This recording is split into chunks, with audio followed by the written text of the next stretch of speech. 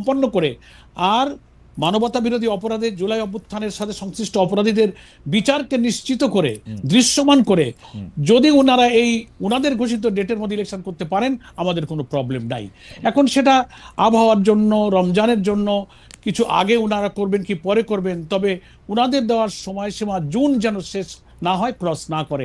Ultimately মূল কথাটা তাই। জি এখন স্যার। এখান থেকে অনেকে ব্যাখ্যা নানা রকম করতে পারে। না স্যার, এখানে খালিদ ভাই, এখানে আরেকটু একটু যদি পরিষ্কার হওয়া প্রয়োজন, কারণ প্রফেসর ডক্টর মোহাম্মদ ইউনূস এই 2025-এর ডিসেম্বর থেকে 2026 পর্যন্ত জুনের এই সময়সীমা নির্বাচনের জন্য বেঁধে দিয়েছিলেন আসলে 2024-এর ডিসেম্বরে। মানে তিনি একটি জি প্রথম সাক্ষাৎকারে তিনি এটি বলেছিলেন। আজ আমরা এপ্রিল মাসের আজকে কত তারিখ? এই 17 তারিখে আমরা, আজকে 17 জি তারিখে জি 17 17 এপ্রিলের 17 তারিখে এসে আমরা এটি নিয়ে আলোচনা করছি, কারণ জামায়াতে ইসলামী তখন কিন্তু প্রফেসর ইউনূসের ওই বক্তব্যের সাথে সম্মতি জ্ঞাপন করেন নাই। তারা তখনও নির্বাচনের সময় আসে নাই, নির্বাচনের সময় নিয়ে বিএনপি বাড়াবাড়ি করছে। আপনি নিজেও আসলে আপনার নিজের অনেক পলিটিক্যাল বক্তৃতা এটা বলেছেন। এই জন্য আমরা একটু জানতে চাইছিলাম এই শিফটটা এই সাক্ষাৎকার পরবর্তী কিনা, কারণ ডক্টর ইউনিভার্সিটি আগেও বলেছেন যে 2025-এর ডিসেম্বর থেকে উনি 2026-এর জুনের মধ্যে নির্বাচন চান, কিন্তু তখন আমরা জামাতে ইসলামীকে বলতে শুনেছি যে বিএনপি নির্বাচনের জন্য অস্থির হয়ে গেছে, এখনো আসলে নির্বাচনটা করা যাবে না। এখন আবার জামাতে ইসলামী বলতেছে যে না, 2025-এর ডিসেম্বর থেকে জুন পর্যন্ত যেহেতু উনি চেয়েছেন, আমরা চাই রমজানের আগে এটি শেষ করা হোক। তো এইটি একটু শিফট কিনা অধ্যাপক না, আমরা মিয়ানুল্লাহ করেন? আবারও একটু আমি খালিদ ভাই বলি যে জি এটা শিফট এই অর্থে না যে আপনার বোধহয় মনে থাকবে যে আমরা যতই নির্বাচন নিয়ে কথা বলেছি কখনোই আমরা কিন্তু কোনো দিন, মাস, ক্ষণ, বছর কিন্তু কখনো আমরা বেঁধে দিইনি। রাইট আমরা বলেছি নির্বাচনটা ক্রেডিবল করার জন্য মাস, দিন, বছরের চেয়ে নির্বাচন নিরপেক্ষ হওয়াটা হচ্ছে ইম্পর্ট্যান্ট। রাইট এবং আমাদের আমির জামাতও বলেছেন যে আপনার সংস্কার কার্যক্রমটা মিনিমাম ইলেকশনটা ফেয়ার করার জন্য যে সংস্কার তো অনেক করা দরকার। আমাদের রাষ্ট্রের সমস্ত অর্গানগুলো করাপ্ট হয়ে গেছে, পলিটিসাইজ হয়েছে। এটা এই অনির্বাচিত একটা ইন্টারিম গভর্নমেন্টের পক্ষে করা সম্ভব নয়। It will take time. কিন্তু ইলেকট্রাল প্রসেসটাকে সুন্দর করতে যেটুকু প্রয়োজন 5-6টা অর্গানকে হয়তো একটু রিফর্ম করতে হবে। আমরা বলেছি এইটুকু করতে যতটুকু সময় সরকারের প্রয়োজন ওইটাই হচ্ছে যৌক্তিক, ওকে ওইটাই রিজনেবল, ওইটুকু সময় দিতে আমরা রাজি। সেটা ফেব্রুয়ারি হোক, মার্চ হোক, জুন হোক, গভর্নমেন্ট যদি উইদিন দ্যাট ডেট এটাকে রিফর্ম করে করতে পারে, we have no complain, we are ready. Okay, কিন্তু আপনার কথা থেকেই মানে আপনার কথা থেকেই বোঝা যাচ্ছে যে আপনারা আগে কোনো ডেট দেন না, এখন আপনারা ডেটের ব্যাপারে কথা বলছেন। এইটুকু শিফট কি আপনারা মানছেন কিনা? মানে অনেকে, কেন আমি প্রশ্নটা করছি, অনেকে বলছেন যে আপনারাই এনসিপিকে বা বৈষম্য বিরোধী ছাত্র আন্দোলনকে বলতেছিলেন যে এখন আসলে আপনারা নির্বাচন চান না, নির্বাচন পরে হোক, আগে সংস্কার হোক, আগে বিচার হোক, তারপরে নির্বাচন হোক। এখন আপনারা বলে অনেকে বলছেন যে এনসিপি থেকে আপনাদের যে সমর্থনের হাত সেটি আপনারা সরিয়ে নিয়েছেন, আপনারা এখন আবার বিএনপির দিকে ঝুঁকছেন। এটি একটি বলা আর কি।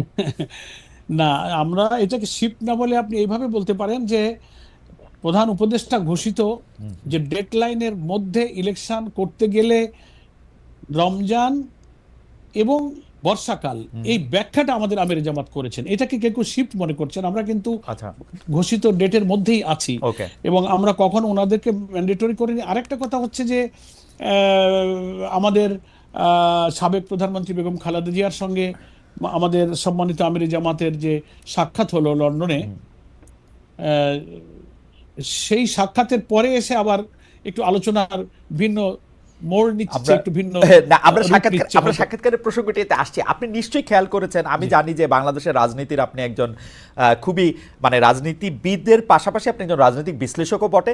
আপনার লেখালেখি, পড়াশোনাতে বোঝা যায়। আমরা দেখেছি যে অনেকে এই দাবি তুলছেন যে ডক্টর ইউনূসের সরকারের 5 বছর থাকা দরকার, ডক্টর ইউনূসের আরও অনেক দিন ক্ষমতায় থাকা দরকার। আপনারা কি এই বক্তব্যের সাথে মানে সমর্থন দেন, বা আপনারাও কি মনে করেন যে ডক্টর ইউনূস আর একটু বেশি সময় থাকলে ভালো হতো?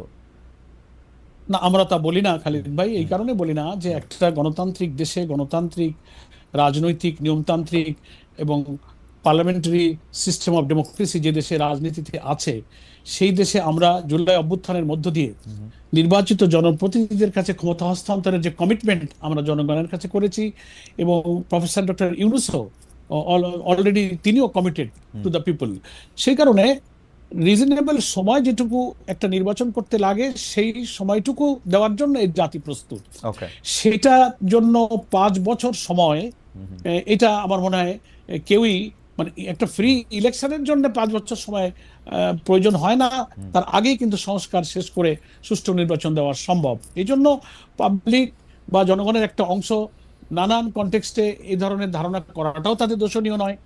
কারণ বর্তমান অন্তর্বর্তীকালীন সরকারের শাসনকালে কিছু সমালোচনাও যেমন আছে, আবার বিগত রমজান আমরা পার করেছি, আমাদের দ্রব্যমূল্য, আমাদের বিদ্যুৎ, আমাদের রেমিটেন্স, আমাদের পার ক্যাপিটা ইনকাম, আমাদের জিডিপি, নানান জায়গায় সূচক ভালো, এই প্রশংসা তো সবাই করছে। সেই কারণে সাধারণ মানুষ যারা অত রাজনীতি সচেতন নয়, পলিটিক্সের অত ব্যাখ্যা, গঠনতন্ত্র, সংবিধান, পার্লামেন্টারি সিস্টেম অফ ডেমোক্রেসি এত কিছু বুঝতে রাজি না, তারা মনে করে ভালোই তো আছি। সেই কনসেপশনে একটা পাবলিক পারসেপশন হতেই পারে, আমরা এটাকে কখনো দূষণীয় বলে করি না। কিন্তু বিং এ পলিটিক্যাল পার্টি, আমাদের সংবিধান, আমাদের গঠনতন্ত্র, এগুলোর দিকে নজর রাখলে আমাদের কথা তো নিয়মতান্ত্রিক। আমাদের সংবিধান, আমাদের সাংবিধানিক এবং পার্লামেন্টারি সিস্টেমের দিকে তাকিয়ে একটা অন্তর্বর্তীকালীন সরকার আসলে তার কি দায়িত্ব, তিনি কি কমিটমেন্ট জাতির কাছে দিয়েছেন, সেগুলো সামনে রেখে আমাদের কথা বলতে হয়। না, সেজন্য আমরা আমাদের কথা বলছি যে আমরা নির্বাচনমুখী দল, আমরা একটা নির্বাচন সুষ্ঠুভাবে না, করতে যতটুকু গ্রহণযোগ্য সময় আমরা সরকারকে তা দিতে রাজি। অলরেডি গভর্নমেন্ট ইতিমধ্যে একটা টেন্টেটিভ আইডিয়া দিয়ে দিয়েছেন, আমরা তার উপরেই যেন সরকার ঠিক থাকে, এই জন্য আমরা এটাই বলেছি, এটি আমাদের মিয়া ভাই, অবস্থান। মানে স্যার, জিনিসটা যেটা হইলো, আমরা এতদিন পর্যন্ত আমার আন্ডারস্ট্যান্ডিং ছিল যে জামায়াতে ইসলামের একটা আন্ডারস্ট্যান্ডিং হইলো যে যদি এখন ভোট হয় তাহলে জামায়াতে ইসলামী হয়তো পাওয়ারে আসবে না, পাওয়ারে আসবে হচ্ছে বিএনপি। বরং এই সরকার ক্ষমতায় থাকলে জামায়াতে ইসলামী যেগুলি যেগুলি করতে চায়, বিভিন্ন বিশ্ববিদ্যালয়ে ভিসি দেওয়া, বিভিন্ন জায়গায় তাদের জামায়াতে ইসলামীর মাইন্ডেড লোককে বসানো, যেটি সম্ভব হচ্ছে বা হয়েছে, সেটি এই সরকার থাকলে যতটা সম্ভব, বিএনপি সরকার আসলে এটি একটু কম সম্ভব বা কম। এই জায়গা থেকে কি এই সরকারের প্রতি এক ধরনের সহানুভূতি, এক ধরনের সমর্থন ছিল, এরকম অনেকে মনে করতেছেন? এটা আমার মত না, আমি সবগুলি মতকে একসাথে এটা বললাম যে জামাত ইসলামী তো এখনই যতটা পাওয়ারে আসে, অন্য একটা দল যদি পাওয়ারে আসে তাহলে তো জামাত ইসলামী এতটা পাওয়ারফুল থাকবে না। আপনি জামাত ইসলামীকে কোথায় পাওয়ারে দেখলেন? আমি তো এত দেখি না। আমরা কত মানুষের কত অনুরোধ করি, হ্যাঁ, কত সুবিধা অসুবিধা দূর করার জন্য বলি, আমাদের কত 10টা বললে একটা হয়তো শোনে। হ্যাঁ। কিন্তু আপনার বর্ণনা আর কিছু কিছু মিডিয়া এমন ভাবে জিনিসটাকে সবাই world বলে wide যে কেমন ভাবে সবগুলি বিশ্ববিদ্যালয় কি সুডো আপনাদের দখলে, শিক্ষক প্রশাসন থেকে শুরু না করে না উপাচার্য। না না, এটা ঠিক না। আপনি চেক করেন, দেখেন কয়টা পাবলিক ইউনিভার্সিটি, কয়টা প্রাইভেট ইউনিভার্সিটি, কয়টা লোক। আমি তো দেখি না যে আমার দলীয় কোনো একটা লোক কোনো বিসি হয়ে আছে। আচ্ছা। মানে একটা লোক একটু ভালো হলে, সৎ হলে, মুখে একটু দাড়ি হলে, একটু নামাজি হলে বলে আরে এই লোকটা জামাতের লোক। এটা একটা আলোচনা। আমি আপনাকে খালি দিয়ে একটা উদাহরণ দিই। হ্যাঁ, আমার ডিসি একবার হ্যাঁ, খুলনা, আমি তখন হ্যাঁ, মোস্ট প্রবাবলি এমপি ছিলাম। তো কিছু ঠিকাদার কন্ট্রাক্টররা নানান ভাবে, ওরা তো আনডিউ প্রিভিলেজ চায়, তার কাছে গিয়ে কিছু তাদের বিল টিল আনার জন্য গিয়েছে।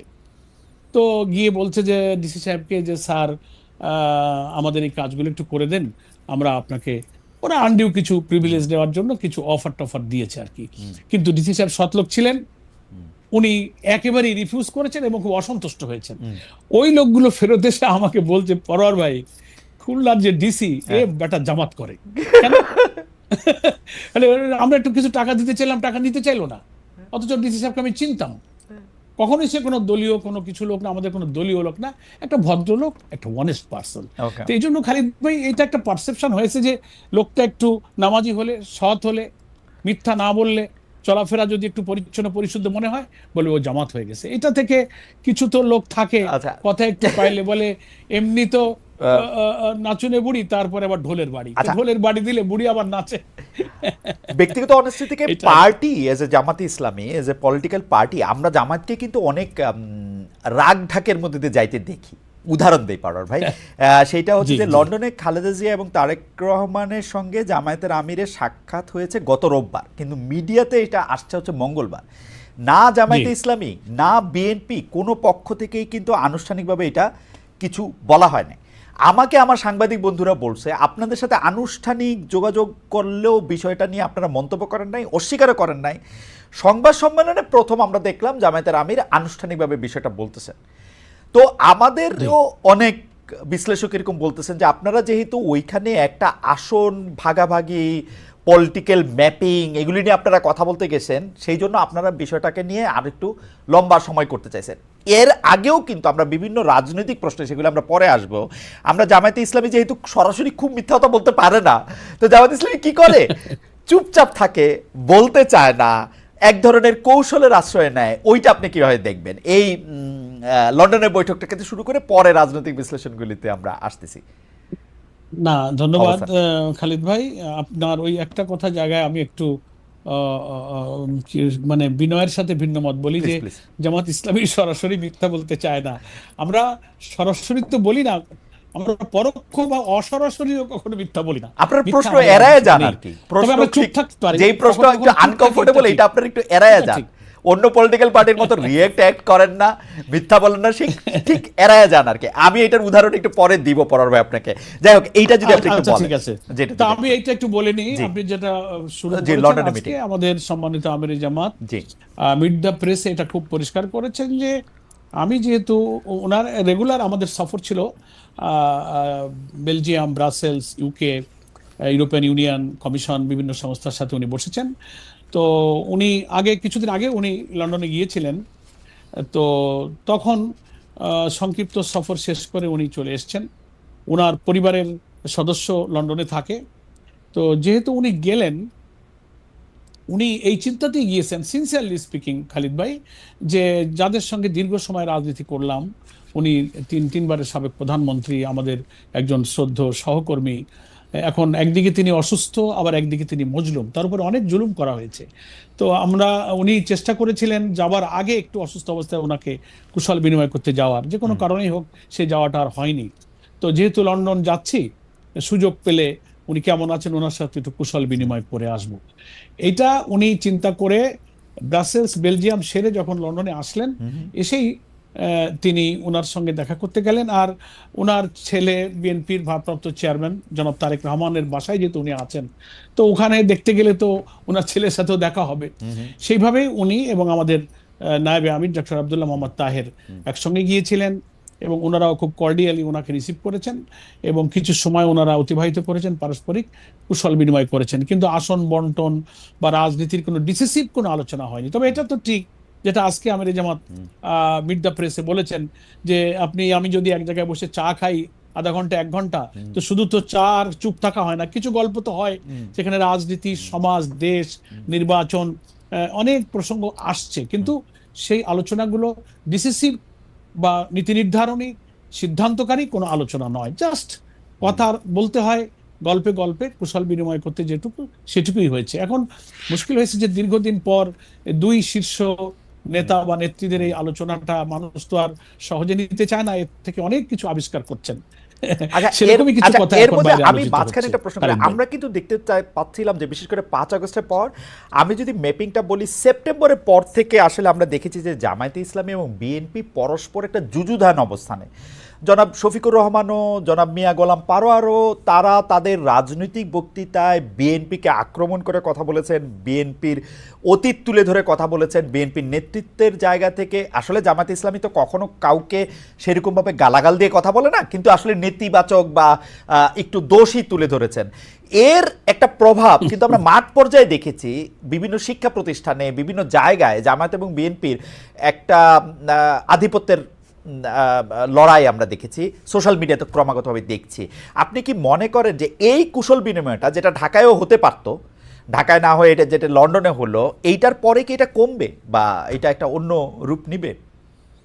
জামায়াত আর বিএনপির মধ্যে কি আবার পুনর্বন্ধুত্ব তৈরি হবে? আমি বুঝতে পেরেছি খালিদ ভাই, জি। আমি এই প্রসঙ্গটাই আসবো। তার আগে একটু শুরুটা করে নেই যে বিএনপির সঙ্গে জামাতের আপনার বক্তব্য অনুযায়ী যে কিছু দূরত্ব বা সমালোচনামূলক বক্তব্য উভয় পক্ষে হয়েছে, এটা মিডিয়াতে নানানভাবে এসছে। এই ব্যাপারে আমাদের পরিষ্কার বক্তব্য হলো যে জুলাই অভ্যুত্থানের পরে আওয়ামী ফ্যাসিবাদীর পতিত স্বৈরাচার যখন বিদায় নিল, রাজনীতিতে তারাই ছিলেন আমাদের সকলের প্রতিপক্ষ। আমরা তাদের বিরুদ্ধে তো জোটবদ্ধ আন্দোলন করেছি, লং টাইম করেছি, সকলেই আমরা নির্যাতিত। জামাত শুরুতে আমাদের উপরে আক্রমণ এসেছে, শেষ জুলুমা আমার শিকার হয়েছে আমাদের দলকে নিষিদ্ধ করে। বিএনপিরও প্রচুর তাদের উপরে জুলুম করা হয়েছে, তারাও মজলুম। আমাদের বিএনপি নেত্রী বেগম খালেদা জিয়া সহ হাজার হাজার লক্ষ লক্ষ কর্মী তারাও জুলুম এর শিকার হয়েছেন, তারাও কারাগারে কারাবন্দী হয়ে নির্যাতনের শিকার হয়েছেন। আমরা যেমন আমাদের নেতৃবৃন্দ জুডিশিয়াল কিলিং এর শিকার হয়েছে, কারাগারে মৃত্যুর মুখে ঠেলে দেওয়া হয়েছে নির্যাতন করে, আয়না ঘরে ক্রস ফায়ার, রিমান্ড। তো এরকম নির্যাতনের শিকার কিন্তু বিএনপিও হয়েছে, এটা সম্পর্ক আমাদের ছিল। কিন্তু যখনই জুলাই অভ্যুত্থানের মধ্য দিয়ে রেজিমের পরিবর্তন হলো, পলিটিক্যাল যে প্রতিপক্ষ আমাদের না থাকায় একটা ধারণা হয়ে গেল যে সামনে নির্বাচন হবে, এবং ন্যাচারালি মানুষ মনে করতে লাগলো, এবং বিএনপি বা জামাতের জনশক্তির মধ্যে মাঠ পর্যায়ে এই ধারণা হওয়াটা অস্বাভাবিক নয় যে সবাই তো আমরা নির্বাচনে যাব। তো নির্বাচনে বিএনপি ভাবতে পারে যে এখন ইলেকশন আমাদের জামাতের সঙ্গে হবে, জামাত ভাবতে পারে আমাদের নির্বাচন এখন বিএনপির সঙ্গে হবে। তো নির্বাচনে বা রাজনীতিতে প্রতিপক্ষ বা প্রতিদ্বন্দ্বী প্রতিযোগিতা এটা তো খুব natural, that is beauty of democracy. এটা ছিল। কিন্তু কিছু কিছু কথা যখন আমরা শুনেছি বিভিন্ন দলের পক্ষ থেকে, ইভেন বিএনপির কিছু বন্ধুরা যাদের সাথে আমরা খুবই ঘনিষ্ঠ, খুবই ক্লোজ রিলেশন নিয়ে চলি, সমালোচনা করতে গিয়ে এমন এমন ভাষায় আমরা সমালোচনা শুনেছি যেগুলো আমাদেরকে খুব ব্যথা দিয়েছে, যে ভাষাগুলো আওয়ামী লীগ ব্যবহার করত, তাদের ভাষা। আমি সে ভাষাগুলো এখানে আর বলতে চাই না, যে কোনো জিনিস তিক্ত না হোক, সেই ভাষায় আমরা কিছু সমালোচনা শুনতাম। তখন আমাদেরও তখন দায়িত্ব হয়ে পড়তো অন্তত ওই কথাটুকুর জবাব দেওয়া, যে ওই সমালোচনাটা যে সত্য নয়, তা যদি আমরা অতটুকু জবাব একেবারেই গার্ডের ল্যাঙ্গুয়েজের নিয়ম মেনে না দিই, তো আমাদেরও তো সংগঠনের কর্মীদের একটা মানসিকতা আছে। সেই কারণে রাজনীতিতে ভিন্ন মত, বক্তব্য, বিতর্ক এটা খুব, আমি মনে করি যে দর্শনীয় কিছু নয়। এটা গণতন্ত্রের একটা সৌন্দর্য। আমরা কিছু ভুল কথা হলে, ভুল সমালোচনা হলে আমরা তার জবাব দিয়েছি মাত্র। এটাকে অনেকে মনে করেছেন যে আপনাদের মধ্যে দ্বন্দ্ব, দূরত্ব, বিতর্ক, ঝগড়া হচ্ছে, এরকম কিছু না। তো আলহামদুলিল্লাহ অনেকটা কমে আসছে। আমরাও বিএনপির সিনিয়র নেতাদের সঙ্গে যখন একই সঙ্গে নানান সামাজিক, পলিটিক্যাল নানান ইস্যুতে, এই যে রমজান, ইফতার, নানান প্রোগ্রামে আমরা একত্রিত হয়েছি, অনেক সময় আমাদের মধ্যে এক্সচেঞ্জ অফ ভিউজ হয়েছে, ফোনে কথা হয়। তো সবাই আমরা ফিল করছি যে আমরা জুলাই অভ্যুত্থানে যারা আমরা মিত্র, তাদের মধ্যে কোনো বিতর্ক, বক্তব্য এমন পর্যায়ে না যাওয়া উচিত যে আওয়ামী ফ্যাসিবাদের কোনো স্পেস এখানে তারা পেয়ে যায়, তারা উৎসাহিত হয়, অনুপ্রাণিত হয়, তারা আনন্দিত হয়। এই দিকে আমাদের কারোরই যাওয়া উচিত নয়। আমি মনে করি উভয় দলের নেতৃবৃন্দের মধ্যে এই ফিলিংসটা এসেছে, এই সচেতনতা এসেছে। তো লন্ডনে বেগম খালেদা জিয়া এবং তারেক রহমানের সঙ্গে আমাদের নেতৃবৃন্দের এই সাক্ষাৎ, আশা করি উভয় নেতৃবৃন্দের মধ্যে এই পলিটিক্যাল যে কার্ডসি, এই সৌজন্যতা, এই শিষ্টাচারের মধ্য দিয়ে আমাদের রাজনীতির প্রতিযোগিতা থাকবে। আজকেও আমির জামাত বলেছেন যে প্রতিযোগিতা ভালো, মতের পার্থক্য ভালো, সেটা যেন বিরোধে রূপান্তরিত না হয়, বিরোধে রূপান্তরিত হয়। এ ব্যাপারে আমরা সবাই ইনশাআল্লাহ সচেতন হতে পারবো। এই সাক্ষাৎ হয়তো আমাদেরকে সেই পজিটিভ দিকে নিয়ে যেতে পারে। আমি আপনার বক্তব্য একদম পরিষ্কার, কারণ জামায়াতে ইসলামের সেক্রেটারি জেনারেল একটি এমন একটি পদ, এই পদ হচ্ছে যে ভবিষ্যতে জামায়াত আসলে কি করবে, এই মুহূর্তে জামায়াত আসলে কি ভাবছে, তার শব্দ, তার বাক্য দিয়ে এটি সবসময় বোঝা গিয়েছে গত 20-25 বছর ধরে। আমি আপনার এই বক্তব্যে এনসিপির ভবিষ্যৎ একদম অন্ধকার দেখছি। আমি দেখছি যে জামায়াতে ইসলামী এনসিপি থেকে সমর্থন একদমই সরিয়ে নিয়েছে। আমি দেখতে পাচ্ছি যে জামায়াতে ইসলামী আর এনসিপির সঙ্গে নাই। এনসিপি যেমনটি ভাবছিল যে আন্দোলনের সময় যেমন শিবির বা জামায়াত এনসিপির সঙ্গে ছিল, দল গঠনের পরেও তারা সঙ্গে থাকবে, সেটি আর হচ্ছে না। আপনি কোনো মন্তব্য করবেন কিনা? আপনার বক্তব্য থেকে এইটি আমার সামারাইজেশন। না, আমি একটু মন্তব্য করব, আপনি যেহেতু প্রশ্ন করেছেন। প্রথম কথা হচ্ছে যে এনসিপি তো একটা দল, কিন্তু এনসিপি দল হিসেবে আত্মপ্রকাশের আগে তারা কিন্তু কোনো দল ছিল না। তারা বৈষম্য বিরোধী আন্দোলন, সমন্বয়ক, অভ্যুত্থানের তারা বীর যোদ্ধা ছিল। সেই হিসেবে মাঠে আমরা জুলাইয়ের মৃত্যু হিসেবে আমরা তাদের সাথে খুব ঘনিষ্ঠ বন্ধুত্বপূর্ণ সম্পর্ক, সন্তানতুল্য স্নেহ সাহচর্য দিয়ে আমরা কিন্তু একসঙ্গে চলেছি। এখনো কিন্তু ইন্ডিভিজুয়ালি সে সম্পর্কটা তাদের সঙ্গে আমাদের আছে। কিন্তু যখন তারা একটা দল হিসেবে আত্মপ্রকাশ করলো, দল মানে পলিটিক্যাল পার্টি, তারা রেজিস্ট্রেশন নিবে, নির্বাচনে যাবে, তাদের নিজস্ব একটা লক্ষ্য, উদ্দেশ্য, কর্মসূচি, একটা ইলেকশনের পলিসি তাদের আছে, তারা নির্বাচন করবে, তখন তো দল টু দল, একটা ওয়ান টু ওয়ান সম্পর্কের প্রশ্ন তখন এসে দাঁড়ালো। সেই হিসেবে সম্পর্ক ব্যক্তি ব্যক্তি যেটা গড়ে উঠেছিল সে আন্দোলনের সময় থেকে, ইসলামী ছাত্র শিবির বলি, অন্যান্য দল, ছাত্র সংগঠন, আন্দোলনটা তো সার্বজনীন রূপ নিয়েছিল, সেটা আমাদের কিন্তু টিল টুডে আছে। কিন্তু দল হওয়ার পরে মানে আমরা ওই যে আপনি বলছেন যে আমরা দূরে সরে গেছি, বিচ্ছিন্ন, না, আমরা যে ক্লোজ পার্সোনাল রিলেশনে যেটা ছিলাম সেটাই আমরা আছি। দল হওয়ার পরে আত্মপ্রকাশের অনুষ্ঠানে আমরা ইনভাইটেড ছিলাম, আমরা সেখানে গিয়েছি, শুভেচ্ছা বিনিময় করেছি। দল গঠিত হওয়ার পরেও তাদের সঙ্গে আমাদের কথাবার্তা হচ্ছে, যোগাযোগ হচ্ছে, রিলেশনটা কিন্তু আছে। এখন ইলেকশন নিকটে আসলে তখন পোলারাইজেশন হবে, সমীকরণ হবে, নির্বাচনে কে কিভাবে যাচ্ছে, কোনো অ্যালায়েন্স পরিষ্কার হচ্ছে, কোনো জোট হচ্ছে, কার সাথে পরিষ্কার কি যাচ্ছে, যত আমার মনে হয় নিকটবর্তী হবে তত ইলেকশনের পোলারাইজেশনটা আরো ম্যাচিউরড হবে। সেজন্য আমাদেরকে অপেক্ষা করতে হবে যে কখন কার সাথে কখন কি রিলেশন ইলেকশন পলিটিক্সে রূপ নেয়।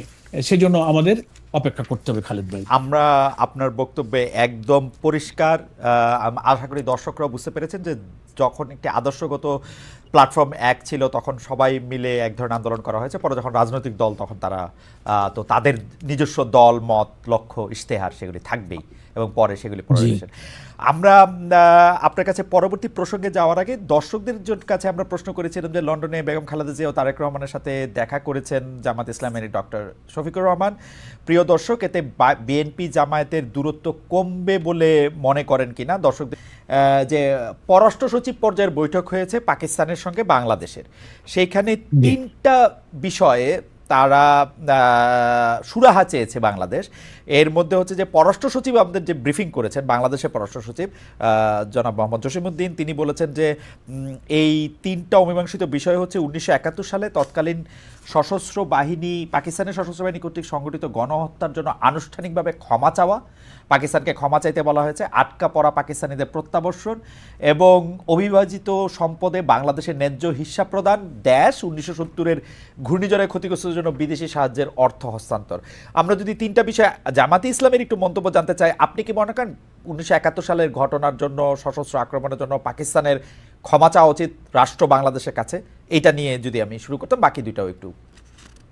হ্যাঁ, ধন্যবাদ। আপনি পররাষ্ট্র সচিব পর্যায়ে পাকিস্তানের সাথে বাংলাদেশের বৈঠকে উত্থাপিত চারটি প্রশ্ন খুবই গুরুত্বপূর্ণ। দীর্ঘ প্রায় 15 বছর পর দুদেশের দ্বিপাক্ষিক এই গুরুত্বপূর্ণ বৈঠক আমরা দুই দেশের দ্বিপাক্ষিক সম্পর্কের ক্ষেত্রে একটা ইতিবাচক বলে মনে করি।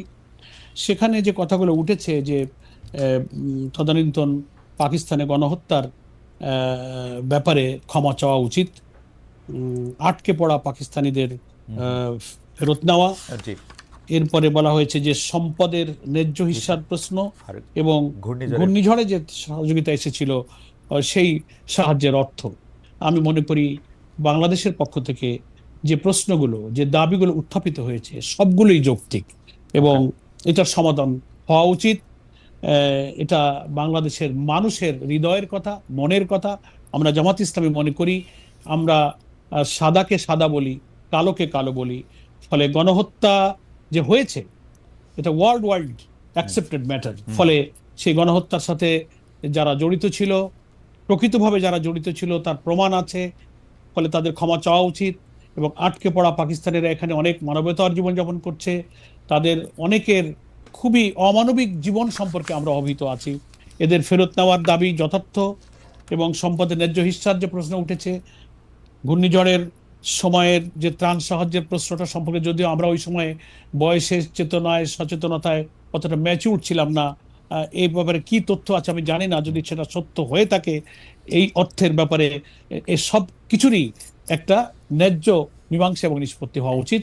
এটাকে আমি ইতিবাচকভাবে দেখি। খালিদ ভাই। জি স্যার, আপনি একদম স্পষ্টভাবে বললেন যে যেহেতু গণহত্যা হয়েছে সেটা সারা দুনিয়া জানে, সেহেতু তাদের এই অবস্থানের ক্ষেত্রে তাদের ক্ষমা চাওয়া উচিত। আটকে পড়া পাকিস্তানের প্রত্যাবর্ষণটাও একটা দাবি, ন্যায্য হিসাব প্রদান সেটি আসলে থার্ড পার্টি, মানে আমি মনে করে থাকি আমাদের যে দাবি আন্তর্জাতিকভাবে যদি এটি প্রমাণিত হয় তাহলে নিশ্চয়ই এটা দিতেও পারবে। আমি এখন যদি একটু জামায়াতে ইসলামের অবস্থান জানতে চাই, 1971 সালে জামায়াতে ইসলামীও তো, আমি বারবার এই প্রশ্ন জামায়াতে ইসলামের নীতিবিদকে আমার করতে হয় যে 1971 সালে তো জামায়াতে ইসলামীরও একটা অবস্থান ছিল। সেই অবস্থান থেকে কি জামায়াতে ইসলামী তাদের জায়গা থেকে তারা জাতির কাছে ক্ষমা চাইবে কিনা, তাদের অবস্থানটা ভুল ছিল সেরকম বলবে কিনা, তারা এটা সম্পর্কে নতুন কোনো মন্তব্য আর দিবে কিনা? আমি একটু আপনাকে মনে করে দিই, জনাব মিয়া গোলাম পরোয়ার, আমাদের জামাতে ইসলামীর সাবেক আমির মরহুম অধ্যাপক গোলাম আজম কিন্তু তার একটা বক্তৃতায় কাছাকাছি একটা কথা বলেছিলেন, কিন্তু সেটা তার আনুষ্ঠানিক জামায়াতে ইসলামীর একটা ক্ষমার প্রস্তাবনা কিনা, সেইটা একটা ভুল স্বীকার করা কিনা, সেইটা আমরা জানি নাই এখন এই ব্যাপারে আপনাদের দলগত অবস্থান কি অধ্যাপক? হ্যাঁ, ধন্যবাদ। আপনি একটা রিয়েল হিস্ট্রি তুলে ধরেছেন। না, অধ্যাপক গোলাম আজম আমাদের সাবেক আমিরে জামাত, উনি যখন নাগরিকত্ব উচ্চ আদালতে পুনর্বহালের মাধ্যমে যখন আদালত থেকে নাগরিকত্ব সহকারে মুক্ত হলেন, তখন বায়তুল মোকাররমের উত্তর গেটে ওনাকে একটা নাগরিক একটা সম্বর্ধনা দেওয়া হয়েছিল, ঐতিহাসিক সম্বর্ধনা। সেই বক্তব্যটা নিশ্চয়ই, বিং এ জার্নালিস্ট, আপনি হয়তো সে বক্তব্যটা পেয়েছেন, বুকলেট আকারে সারা দেশে আমরা ছেপেছিলাম। সেখানে তিনি শেখ মুজিবুর রহমান, সরওয়ার্দী, শেরে বাংলা, জিয়াউর রহমান, মৌলানা আতাহার আলী, আরো অনেক, মৌলানা ভাসানী, বাংলাদেশের জনগণের ঐক্য, স্বাধীনতা, জাতীয় মুক্তি, এদেশের মানুষের কল্যাণে যাদের যে অবদান সব স্বীকার করেছিলেন। এবং স্বাধীনতা যুদ্ধকালে উনি খুব কর্ডিয়ালি, মানে হৃদয় খুলে বলেছিলেন যে আমরা মানুষ, আমাদের রাজনীতির নানান ভূমিকায় ভুল হতে পারে।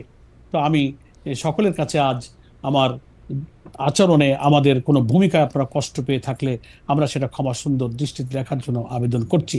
সেই বক্তব্যের বক্তব্য কিন্তু আমাদের কাছে আছে এবং সারা দেশের মানুষের কাছে সেটা গিয়েছিল। খালিদ ভাই, আমি মনে করি যে ওই সময় জামাত ইসলামী অখণ্ড পাকিস্তানের যে পক্ষ নিয়েছিল, এটা তো নিশ্চয়ই সত্য। এটা একটা পলিটিক্যাল ডিসিশন। রাজনীতির পরবর্তী ইতিহাস বিশ্লেষকরা এই সিদ্ধান্তকে ভুল বলতে পারেন, এই অধিকার সবার আছে। তো সেই কনসেপশনেই কিন্তু অধ্যাপক গোলাম আজম, এই মাটি মানুষ, এখানেই তিনি জন্মেছিলেন, তার প্রেক্ষিতে রাজনৈতিক সিদ্ধান্তের ভিত্তিতে দেশের মানুষের পারসেপশন বিবেচনা করেই কিন্তু বায়তুল মোকাররমের উত্তর গেটে তিনি কিন্তু নিজের অকপট এই বক্তব্যটা তিনি দিয়েছিলেন। আমি মনে করি তার বক্তব্যের মধ্য দিয়ে সেই সময় জামাত ইসলামীর আমির হিসেবে তিনি তার বক্তব্যের মধ্য দিয়ে সেটাকে তিনি মেনে নিয়েছেন, স্বীকার করেছেন। এবং আমাদের একটা বাস্তবতা কি খালিদ ভাই, যারা বাংলাদেশে জামাত ইসলামের বিরোধিতা করে, শুধু যে কোনো যৌক্তিক কারণে করে তা না, জামাত ইসলামীর কে নানান দৃষ্টিভঙ্গিতে তারা সমালোচনা, আমরা যত কথাই বলি, কিন্তু জামাতকে তারা পছন্দ করতে চায় না।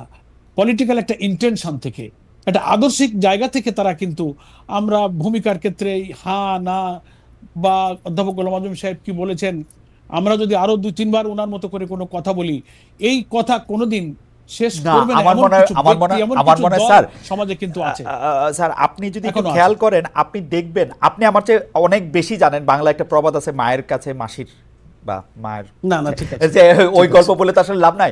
কিন্তু জামায়াত ইসলামী কিন্তু খুব খুব মানে আমি কি বলবো যে যে খুবই আর্কাইভ মেনটেন করা, খুব রেকর্ড মেনটেন করা, তাদের প্রত্যেকটা জায়গায় আমি একটা খুবই মানে কি বলবো, এটাকে একটা নিখুঁত পেশাদারত্বের আমি একটা ছাপ পাই, যার জন্য আমি জামাত ইসলামীকে সবসময় এর জন্য আমি অভিনন্দন এবং শুভেচ্ছা জানাই। আপনাদেরকে 71-এর প্রশ্নে প্রশ্ন করলে শুধু মরহুম আমিরে জামাত গোলামে আজমের কথাই শুধু বলতে হবে কেন? আপনারা একটা দলগতভাবে একটা রেজলিউশন কেন নেন না, এটা কেন বলেন না, সেটা একটু আমাদের একটু বলবেন কিনা? কারণটা হচ্ছে আমরা কিন্তু সুযোগ পাইলে আমরা দেখি জামায়াত ইসলামের নাম করে, কেন্দ্রীয় পর্যায়ে না, কিন্তু জামায়াত ইসলামের নাম করে আক্রমণ করা, 71 সালকে আক্রমণ করা, স্বাধীনতা যুদ্ধকে ঠিক ওন না করা, মানে কি বলবো। আপনার নিশ্চয়ই মনে আছে, আমরা যেহেতু গোলাম আজম সাহেবের কথা বললাম, তার বড় ছেলেও আয়নাঘর থেকে মুক্তি পেয়ে এসে প্রথম কথা বললেন যে আমরা জাতীয় সঙ্গীতটি বদলে দিতে চাই, বা এই জাতীয় সঙ্গীত চাই না। পরে জামায়াতকে আবার বলতে হইলো যে না, আমরা আসলে এই জাতীয় সঙ্গীত, মানে এই অবস্থানটা একটা রেজলিউশন নিয়ে একটা পরিষ্কার করে মাফ করবেন, পরিষ্কার করে বললে এইটা কি জামায়াতে ইসলামীর রাজনৈতিক একটা পরাজয় হবে বলে আপনারা মনে করেন? মানে গোলাম আজম সাহেবের বক্তব্যটাই আপনারা যদি একটা রেজলিউশন নিয়ে পরিষ্কার করে বলেন, কোনো যদি কিন্তু তবে ছাড়া, জনাব মিয়া গোলাম না, পরোয়ার। যদি না, ধন্যবাদ খালিদ ভাই। আমরা মনে করি যদি প্রয়োজন হয়, আমরা তো বারবার কথা বলেছি, এবং আমার মনে আছে যে আমাদের সম্মানিত বর্তমান আমির ডক্টর শফিকুর রহমানও ঠিকানাতে আপনার সঙ্গে সাক্ষাৎকারে এই প্রশ্নে কিন্তু উনি চমৎকার আপনার প্রশ্নের জবাব দিয়েছিলেন, উনি বক্তব্য রেখেছিলেন। এবং আমরা মুক্তিযুদ্ধ, বাংলাদেশের স্বাধীনতা, বীর মুক্তিযোদ্ধাদের বীরত্বপূর্ণ সংগ্রামের কথা আমাদের বাংলাদেশ জামাত ইসলামের গঠনতন্ত্রের ভূমিকায় পরিষ্কার করে ডিক্লারেশন দিয়ে বলেছি। এখন আপনি যদি মনে করেন, বা জনগণ যদি মনে করে যে না, আমাদের এখন কিছু পরিবর্তিত রাজনৈতিক পরিস্থিতিতে জামাত ইসলামের জনগণের কাছে কিছু বলা উচিত, আমরা ভাববো, প্রয়োজনে আমরা ইনশাল্লাহ বলবো। আপনাকে অনেক ধন্যবাদ। আমি একটু আপনাকে উদ্ধৃত করতে চাই যে কোথায় বিভিন্ন রকমের কনফিউশন তৈরি হয়। যেমন এই স্বাধীনতা দিবসে আপনি বলেছেন ৭১-এ প্রকৃত স্বাধীনতা অর্জিত হয় নাই, ২৪ই দ্বিতীয় স্বাধীনতা। আমরা যদি আপনার কথাগুলিকে একটু বিশ্লেষণ করি যে প্রকৃত বা আসল স্বাধীনতা মানে কি, আসলে এটা কি ভেজাল স্বাধীনতা, মানে ২৪ পর্যন্ত কি তাহলে আমরা পরাধীন ছিলাম? মানে আমি কিন্তু শেখ হাসিনার আমলটা মাথায় রেখেই বলতেছি যে ১৫ বছর মানে হেন দুঃশাসন নাই, শেখ হাসিনা আমাদেরকে তার মধ্যে দিয়ে নেন নাই, কিন্তু তার জন্য কি ৭১ একটা ভেজাল স্বাধীনতা হয়ে যাবে? এবং না না, ভেজাল মানে ভেজাল আপনি বলছেন স্বাধীনতা যে হবে প্রকৃত না স্বাধীনতা খালিদ ভাই। অর্জিত হয় নাই। যদি আপনার পরার কথা ভাই, শেষ হয় তো আমি বলি। জি জি বলেন। আমি বলি, আপনি জানবেন আমাদের বাংলাদেশের স্বাধীনতা ঘোষণার যে উদ্দেশ্য ছিল, the proclamation of independence, article 152 sub article, সংবিধানের যে সপ্তম তফসিলও আছে, 10ই এপ্রিল 19৭১-এ যে ঘোষণাটা আমাদের ছিল, in order to ensure for the people of Bangladesh equity, human dignity and social justice, declare and constitute Bangladesh to be sovereign. কি বলা হয়েছে? সাম্য, মানবিক মর্যাদা ও সামাজিক সুবিচার প্রতিষ্ঠার জন্য স্বাধীন সার্বভৌম বাংলাদেশ প্রতিষ্ঠার ঘোষণা। এই যে ঘোষণা দিয়ে, এটাই তো মুক্তিযুদ্ধের প্রকৃত চেতনা, স্বাধীনতার মূল লক্ষ্য এখানে কিন্তু বিধৃত হয়েছে। তো এখন আমাদের ৭২ সালে ৪ নভেম্বর কিন্তু গণপরিষদে এই সংবিধান পাশ হয়েছে। এখন আমাদের সংবিধানে কিন্তু এই মুক্তিযুদ্ধের এই চেতনার কথা, লক্ষ্যের কথা বলা হয়েছে। আমরা বলেছি এই সেন্সে যে স্বাধীনতার ৫৩ বছর পরে আমাদের মানুষের মধ্যে সেই সাম্য, সেই হিউম্যান ডিগনিটি, সেই সোশ্যাল জাস্টিস এখনো এদেশের মানুষ পায়নি। তাই ২৪-এর একটা ফ্যাসিবাদের ইতিহাসের বর্বরতম, নিষ্ঠুরতম ফ্যাসিজম, আমি বলবো উনি শুধু ফ্যাসিস্ট নন, উনি স্যাডিস্টও ছিলেন। এই কর্তৃত্ববাদী শাসনের বিদায়ের পরে আমরা যে নতুন একটা বাংলাদেশ পেয়েছি, কর্তৃত্ববাদী শাসনের হাত থেকে মুক্তি পেয়েছি, এখন আমাদের সাংবিধানিক কাঠামোগত রাষ্ট্র সংস্কারের নানান যে চিন্তা আসছে, এর মধ্যে দিয়ে এমন একটা রাষ্ট্রযন্ত্রে আমরা ফিরে যেতে চাই যেখানে সেই ৫৩ বছরে না পাওয়া সাম্য, না পাওয়া মানবিক মর্যাদা, না পাওয়া সোশ্যাল জাস্টিস যেন আমরা ফিরে আনতে পারি। এই সেন্সে হয়তো অনেকে বলছে যে দিস ইজ সেকেন্ড ইন্ডিপেন্ডেন্স, এই সেন্সে বলছে, কিন্তু স্বাধীনতা অবশ্যই ৭১ সালে আমরা অর্জন করেছি।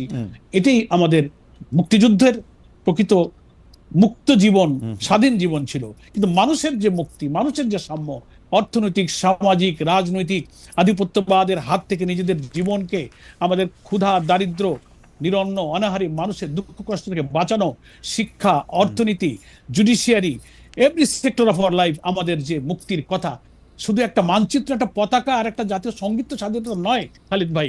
আমাদের সেই মুক্তির কথা আমরা বলেছি যে এই জন্যই আমাদের নতুন করে এই মুক্তি আমাদের ফিরিয়ে আনতে হবে খালিদ ভাই।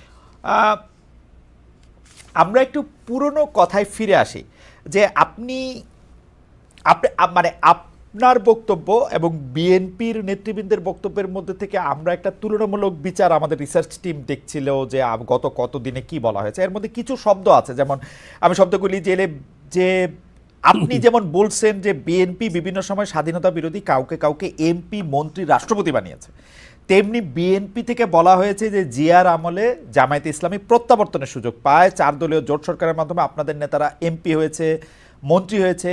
এসব বিষয় তুলে ধরে জামায়াতে ইসলামীর কয়েক মাসের ভূমিকাকে মুনাফিকি, এই শব্দটা বলা হয়েছে, মুনাফিকি এটা করছে, এইটাকে আপনারা কি বলবেন? মানে আমরা কি জামায়াতে ইসলামীকে এইরকম একটা দেখবো যে জামায়াতে ইসলামী সতত মানে রাজনৈতিক ময়দানে তার সমর্থন বা সহযোগিতা বদলানোর জন্য সতত রং পরিবর্তনকারী একটা দল, যদি তাদের কথা এটা ঠিক হয় না, আপনি এটাকে কিরকম? আমি ধন্যবাদ জানাই এই প্রশ্নটা উত্থাপনের জন্য। প্রথম আমি দুঃখ প্রকাশ করছি যারা একটা রাজনৈতিক দলকে মুনাফিক শব্দ দিয়ে অভিহিত করেছে, এটা সঠিক কিনা আপনার মাধ্যমে আমি দর্শক শ্রোতা দেশবাসীর কাছে আমি এই প্রশ্নের জবাব দেওয়ার জন্য উত্থাপন করলাম। আমরা জামাত ইসলামী কখনো আমাদের আচার আচরণে মুনাফিকি করেনি। শহীদ রাষ্ট্রপতি জিয়াউর রহমান রাষ্ট্র ক্ষমতা নেওয়ার পরে তিনি যে রাজনৈতিক দলের উপর যে নিষেধাজ্ঞা উনি তুলে নিলেন, পলিটিক্যাল পার্টি রেগুলেশন, যেটাকে পিপিআর বলা হয়, সেই প্রত্যাহারের সুযোগে বাংলাদেশে শুধু জামাত ইসলামী কেন, অন্যান্য রাজনৈতিক দলের লোকেরাও তো রাজনীতি করার সুযোগ পেয়েছিল। আওয়ামী লীগের রাজনীতি, অন্যান্য দলের রাজনীতি, অন্যান্য অনেক ইসলামী দলের রাজনীতি, তখন তো কোনো আমরা দল ছিলাম না। তো ফলে শুধু জামাত ইসলামীকেই বলা হচ্ছে, এবং আমরা তো কোনো করুণার কারণে, দয়ার কারণে নয়, একটা আইনগত অধিকারের সুযোগ নিয়ে তখন জামাত ইসলামী সহ অনেক রাজনৈতিক দল রাজনৈতিক অধিকার ফিরে পেয়েছিল।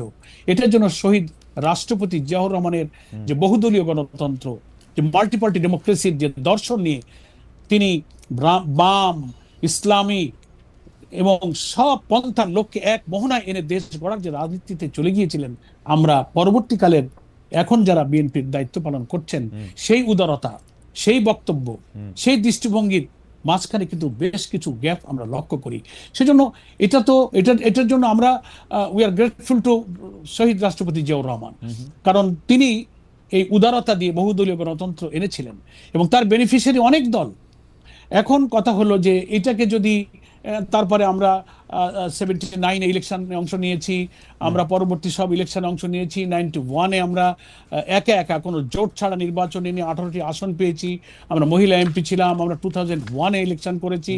আওয়ামী ফ্যাসিবাদ এবং আওয়ামী দুঃশাসন এবং আধিপত্যবাদ বিরোধী একটা জোট করে বেগম খালেদা জিয়া, অধ্যাপক গোলাম আজম, হোসেন মোহাম্মদ এরশাদ এবং শাইখুল হাদিস আল্লামা আজিজুল হক, এই 4 নেতার নেতৃত্বে মোস্ট প্রবাবলি 99 সালের দিকে একটা 4 দলীয় জোট আমরা গঠন করেছি। এগুলো তো দেশের রাজনীতি, দেশের আধিপত্যবাদ বিরোধী জনতাকে তাদের আদর্শিক জীবন, মুক্ত জীবনে নেওয়ার জন্য এগুলো। বেগম জিয়া, আমরা বলবো তিনি দেশকে ভালোবাসেন, দেশপ্রেম থেকে আদর্শিক ভিন্ন মত পথ ভুলে তিনি সকলকে, তিনিও কিন্তু শহীদ রাষ্ট্রপতি জিয়ার মতো একসাথে এসে আধিপত্যবাদ বিরোধী রাজনীতির একটা পাটাতন তিনি তৈরি করেছিলেন। এটা তো জামাতও সেখানে এসেছিল, সেখানে অনেককে অনেক কিছু স্যাক্রিফাইস, কম্প্রোমাইজ করতে হয়েছে। এটা কোনো করুণা নয়, এটা ছিল সেই সময়কার পলিটিক্যাল রিয়েলিটি। ফলে এইটার কৃতিত্ব না জামাতের একা দাবি করা উচিত, না বিএনপি, না কোনো দলের দাবি করা উচিত। যে মহান ব্যক্তিরা এই রাজনীতি করে আমাদের প্রজন্মকে এই উদারতা, এই ঐক্য, একসাথে চলা, এই যে ইনক্লুসিভ পলিটিক্সের যে ধারার দিকে বাংলাদেশকে নিয়ে যাচ্ছিলেন, এখান থেকে কিন্তু অনেকের শিক্ষা নেওয়ার আছে। কিন্তু দুর্ভাগ্য, দুঃখ হলো এখন আমরা যারা রাজনীতি করছি, আমাদের মধ্যে সেই উদারতা সকলকে নিয়ে আমি তো একজন নবীন পার্লামেন্ট মেম্বার ছিলাম। আমার মনে আছে সেদিনের কথা, 2001 থেকে আমি 6 পর্যন্ত যে এমপি ছিলাম, সেখানে আমরাও অনেকের বিরুদ্ধে পার্লামেন্টে অনেক বক্তব্য রেখেছি। সিনিয়র পার্লামেন্টারিয়ান, রাজনৈতিক অনেক বিতর্ক পার্লামেন্টে হয়েছে। যেই সেশন শেষ করে আমরা বেরিয়েছি, দরজা দিয়ে বেরোচ্ছি, লিফট দিয়ে নামছি, যাদের বিরুদ্ধে আমরা বক্তৃতা করেছি তারাই আমাদের হাত মিলিয়েছেন, আমাদের পিঠ চাপড়ে বলেছেন ভালো, আমরাও তাদেরকে থ্যাঙ্কস দিয়েছি। এই যে রাজনীতির যে উদারতা, সৌহার্দ্য, এটা যেন আমরা ধীরে ধীরে যেন হারিয়ে ফেলছি। এখন শুধু আমার কি করার, আমার করুণায় যেন উনি চলেন, উনি আমার কথা রাখলেন না। আমরা তো স্বাধীনভাবে আমরা সব ইলেকশনে গিয়েছি, তারপরে আমরা জোট করেছি। এটা জোটের শরিক দলের সবার বিশ্লেষণ করার প্রয়োজন যে সেই জোটের রাজনীতির পরে আমরা কাদের সঙ্গে কি আচরণ করেছি। 91-এ উইদাউট এনি কন্ডিশন নিঃশর্তভাবে বিএনপিকে সরকার গঠনে আমরা সাহায্য করেছি। শেখ হাসিনা আওয়ামী লীগে যে আসন পেয়েছিলেন জাতীয় পার্টি দিয়ে, সব মিলেও তিনি করতে পারছিলেন না। তিনি জামাতের আমির অধ্যাপক গোলাম আজমের কাছে এসেছিলেন, বিএনপির পক্ষ থেকে আসা হয়েছিল আমরা আধিপত্য রাজনীতিকে দাঁড় করাবার জন্য বিএনপিকে দিয়েছি। তখন তো আমরা জোটে ছিলাম না, উইদাউট এনি কন্ডিশন আমরা দেশকে ভালোবেসে করছি। এখন এটা কি, এর জবাবে আমরা কি পেয়েছিলাম? এর জবাবে অধ্যাপক গোলাম আজমকে গ্রেফতার করা হয়েছে, আমাদের শত শত নেতা কর্মীদেরকে ক্যাম্পাসে শহীদ করা হয়েছে, আহত করা হয়েছে। আমরা ধৈর্য ধরেছি, তারপরেও আমরা পরবর্তীতে এসে আবার 2001-এ কিন্তু আবার আমাদের লোকদের উদারতাটা আমরা চেষ্টা করেছি।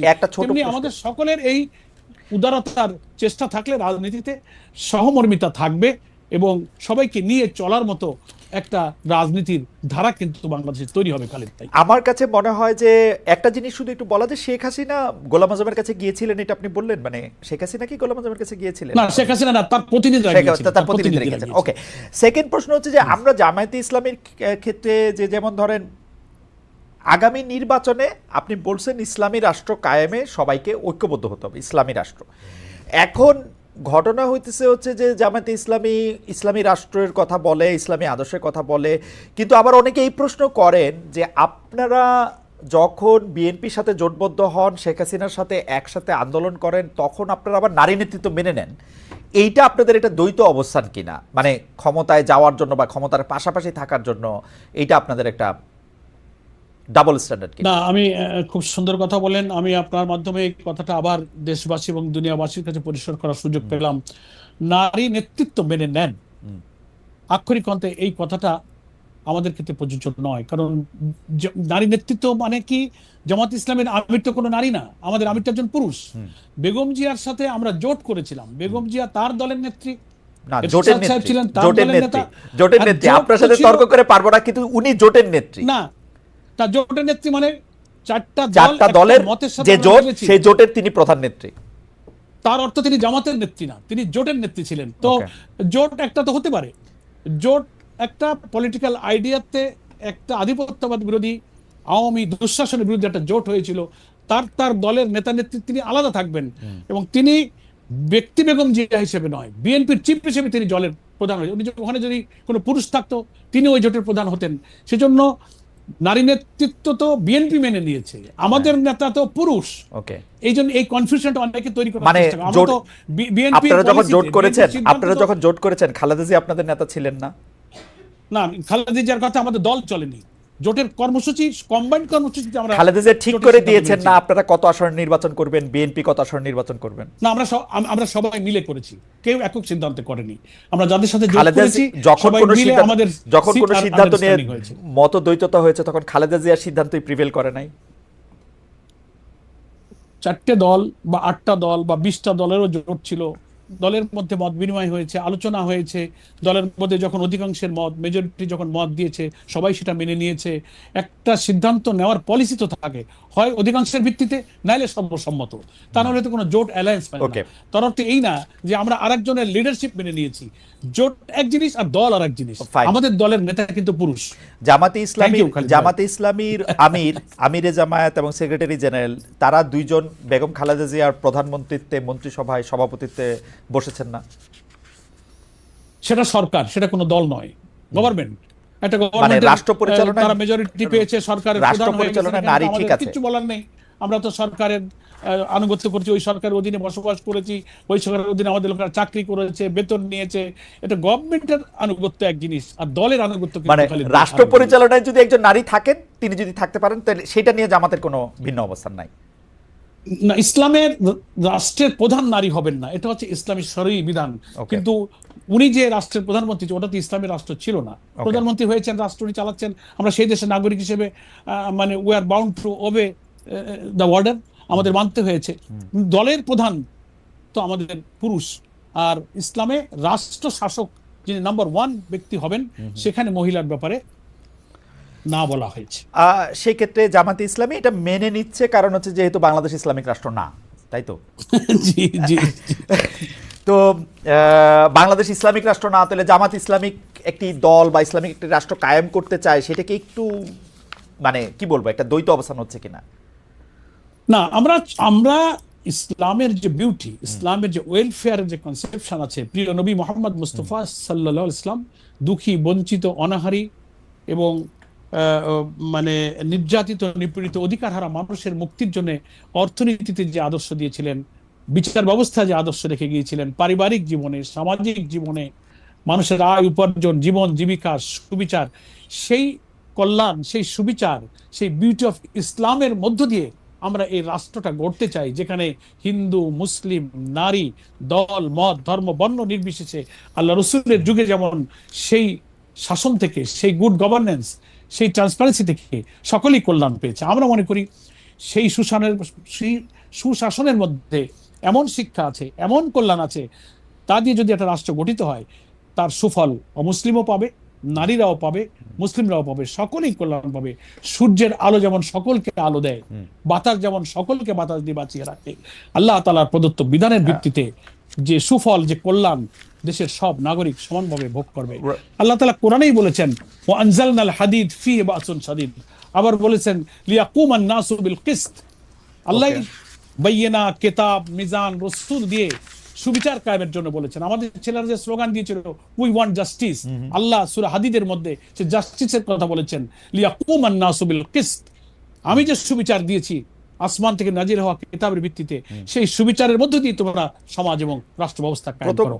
জামাত ইসলামী সেই সমাজ কায়েম করতে চায়। আশা করি এতে সব ধর্ম বর্ণ নির্বিশেষে সকলের কল্যাণ হবে। আপনি মনে করেন কিনা যে 1971 সালের যে 10ই এপ্রিল যে মুজিবনগর ঘোষণার কথা আপনি বলছিলেন, যেখানে আসলে বৈদ্যনাথ তকলা থেকে বা মুজিবনগর থেকে যে ঘোষণা এসেছিল, স্বাধীনতার ঘোষণা 1971 সালে, যেখানে সাম্য, মানবিক মর্যাদা এবং সামাজিক ন্যায় বিচারের কথা বলা হয়েছিল, যে সাম্য, মানবিক মর্যাদা এবং সামাজিক ন্যায় বিচারের একটাই মানে আমার কাছে যে ধর্ম, বর্ণ, লিঙ্গ নির্বিশেষে সবার অধিকার এই রাষ্ট্রে সমান থাকবে। কিন্তু আপনি যে রাষ্ট্রের কথা বলছেন, সেই রাষ্ট্রের ক্ষেত্রে কি সবার অধিকার সমান থাকা সম্ভব? সমান আর সুবিচার মানে আপনার আমরা তো সাম্যের কথা শুনলাম। সাম্য সবার ক্ষেত্রে কি সমান হবে? সাম্য মানে সমতা, আমি যা বুঝি আর কি, যতটুকু বাংলা বুঝি। না, সাম্যের অর্থটা আপনি বুঝবেন, আপনি সাংবাদিক, আপনি একজন ম্যাজিস্ট্রেসি জুডিশিয়ারি লোক। সাম্য হচ্ছে যার যেটা প্রয়োজন সেই অধিকারের ততটুকু পাওয়ার অধিকার, প্রয়োজন সেটাই হচ্ছে সমান।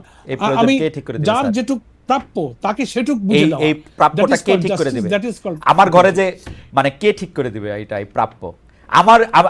আমার ঘরে যে কাজ করে আমি তার প্রাপ্য ঠিক করে দিব না সে ঠিক করবে? মানে কিভাবে এটা ঠিক হবে, কেমনে? না, রাষ্ট্রের সাম্যের ক্ষেত্রে রাষ্ট্রকে ঠিক করতে হবে যে একজন শ্রমিকের কত কি প্রয়োজন, একটা মালিকের কি প্রয়োজন, একজন মজুরের কি প্রয়োজন, একটা ছাত্রের কি প্রয়োজন, একটা কৃষকের কি প্রয়োজন।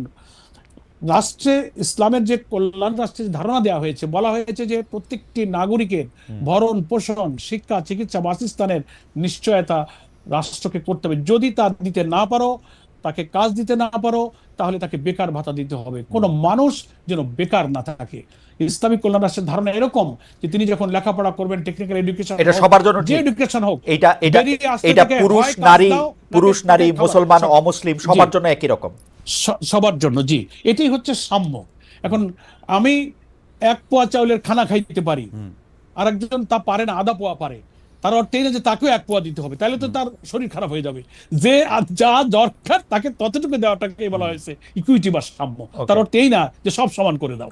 ওকে, যার যতটুকু দরকার। আমরা কি একটু জানতে পারি যে ধরেন আমরা যখন একটা ইসলামী রাষ্ট্রের কথা বলি, আমি ইসলামী আদর্শের কথা যেসব রাজনৈতিক দলগুলির কথা বলে তাদের প্রসঙ্গে একটু পরে আসতেছি।